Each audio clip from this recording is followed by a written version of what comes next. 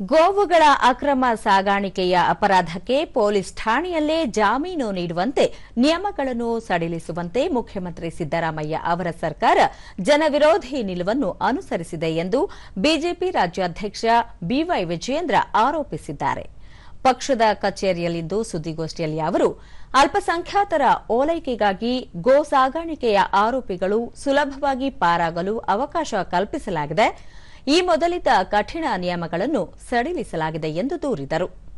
Guarantee ಯೋಜನೆಗಳ ಹೆಸರು ಹೇಳಿಕೊಂಡು ಹಿಂದೂ ವಿರೋಧಿ ನೀತಿಗಳನ್ನು ಅನುಸರಿಸಲಾಗುತ್ತಿದೆ. ಧರ್ಮಸ್ಥಳಕ್ಕೆ ಅಪಪ್ರಚಾರ ಮಾಡಲು ಪ್ರಯತ್ನಿಸಿದವರ ವಿರುದ್ಧ ಯಾವ ಕ್ರಮವನ್ನೂ ಕೈಗೊಂಡಿಲ್ಲ. ಕನಿಷ್ಠ ಮುಖ್ಯಮಂತ್ರಿ ಅವರು ಇದಕ್ಕಾಗಿ ಕ್ಷಮೆಯನ್ನು ಕೇಳಿಲ್ಲ.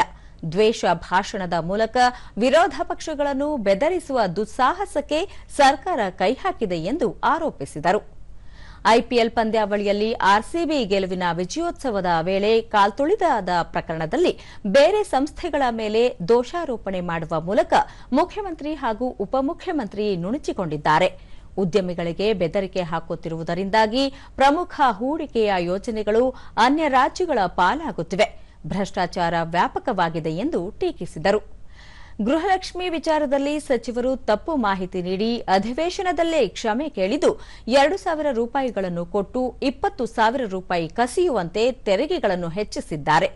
ಅಬಕಾರಿ ಆದಾಯ ಹೆಚ್ಚಿಸಿಕೊಳ್ಳಲು ಮದ್ಯ ಮಾರಾಟಕ್ಕೆ ಗುರಿ ನಿಗದಿಪಡಿಸಲಾಗಿದೆ ಎಂದು ದೂರಿದರು.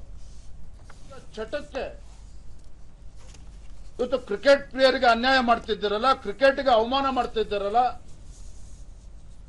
ವಿಜಯ್ ಹಜಾರೆ ಟೂರ್ನಮೆಂಟ್ ಅನ್ನು ಕೂಡ ಆಡದೇ ಇರೋದಕ್ಕೆ ಪರ್ಮಿಷನ್ ಕೊಡೋದಿಲ್ಲ ಅಂತ ಹೇಳಿದ್ರೆ ಸರ್ಕಾರದ ಉದ್ದಟತನ ಇದು.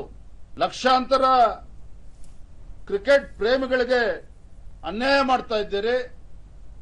ಅಂತ ಒಂದು ಐತಿಹಾಸಿಕ ಸ್ಥಳ ಚಿನ್ನಸ್ವಾಮಿ ಕ್ರಿಕೆಟ್ ಕ್ರೀಡಾಂಗಣಕ್ಕೆ ಮಸಿ ಬೆಳೆಯುವಂತ ಕೆಲಸ ಇವತ್ತು ರಾಜ್ಯ ಸರ್ಕಾರದ ಒಂದು ನಡವಳಿಕೆಯಿಂದ ಆಗಿರುವಂತದ್ದು.